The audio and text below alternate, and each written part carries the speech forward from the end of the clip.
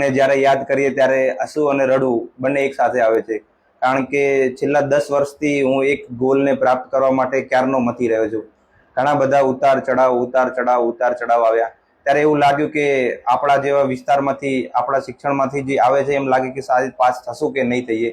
એટલે પછી એક ટાઈમ પછી એવું થવા લાગ્યું કે હવે રહેવા દઈએ. પણ એવું છે કે હૈયામાં આમ હોય અને કાંઈક કરવા માટેની જે ધગશ હોય તો એમ થાય કે સફળ થઈ જઈએ. તો આ સફર 10 વર્ષની છે.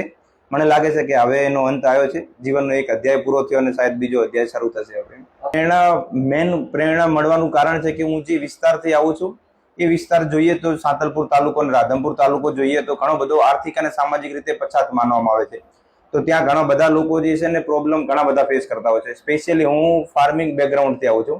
તો મારા પિતા અને ઘણા બધા ખેડૂતો દ્વારા ઘણી બધી મહેનત કર્યા બાદ બી છે ને ખેતીમાં એટલું બધું ઉત્પાદન નથી થતું. તો મને એવું લાગ્યું કે શાયદ ખેડૂત એકલો જવાબદાર નથી કે એમનું ઓછું ઉત્પાદન થાય છે, શાયદ સરકાર બી એટલી જ જવાબદાર છે.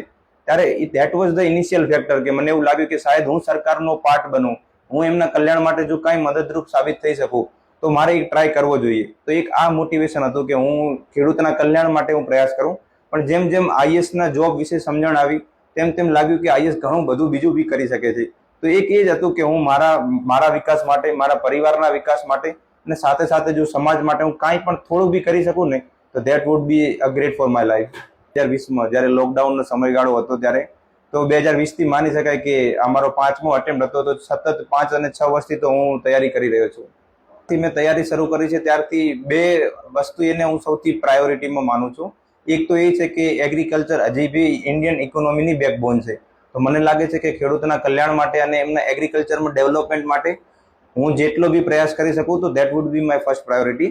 એન્ડ ધ સેકન્ડ થિંગ કે જે મારા જીવનના આધારથી હું કહી શકું કે શિક્ષણ એ સૌથી મોટું હથિયાર છે.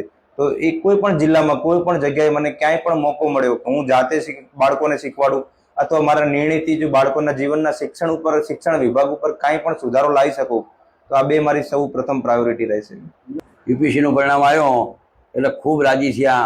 પણ જ્યારે એ 10મા ધોરણમાં ભણતો ત્યારે પણ ટકાવારી સારી લાવતો, પછી 12મામાં પણ સારી ટકાવારી લાવ્યો. ત્યારે અમે કીધું કે હવે પછી આપણે 12માં ભણી જાય, કોલેજ થઈ જાય તો મામલતદાર બની જાય તો આપણે બહુ નોકરી ભારે મળી ગઈ. પણ એ કે ના, મારે પપ્પા ભણવું છે, મને ભણવા દો અને મારે સારી ઉચ્ચ અધિકારી બનો એવી મારી આશા છે.